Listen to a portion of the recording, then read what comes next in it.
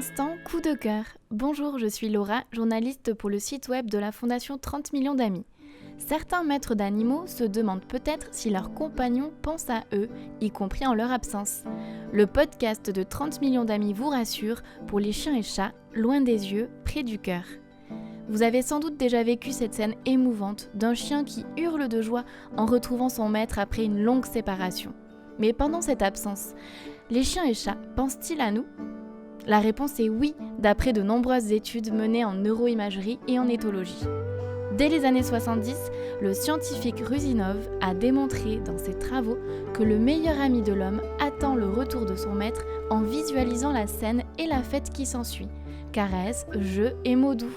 Dans sa lettre ouverte aux animaux et à ceux qui les aiment, le philosophe Frédéric Lenoir raconte que lorsqu'il s'apprêtait à séjourner dans sa maison de campagne en Normandie, son chat qui y habitait de manière permanente l'attendait systématiquement devant le portail.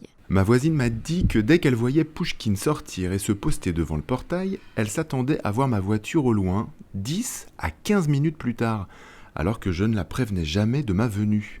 Par un sens mystérieux, mon chat savait quand je serais de retour.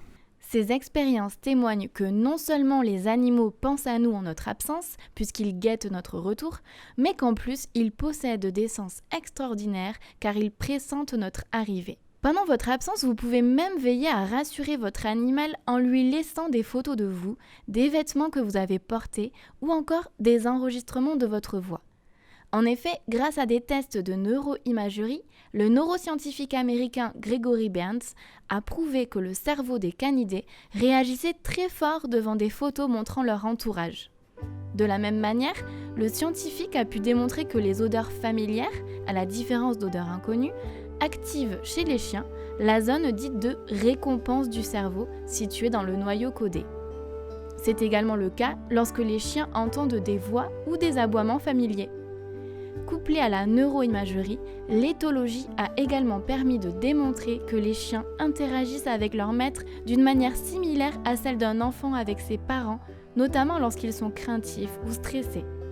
En somme, nos animaux nous aiment, alors à nous d'en être dignes et de leur offrir en retour autant de soins, d'attention et d'amour. Si ce podcast vous a plu, n'hésitez pas à vous rendre sur notre site 30millionsdamis.fr pour en découvrir d'autres et ne manquez pas de vous abonner à notre chaîne YouTube Fondation 30 millions d'amis et nos réseaux sociaux Twitter, Facebook, TikTok et Instagram. Merci pour votre écoute et à très vite.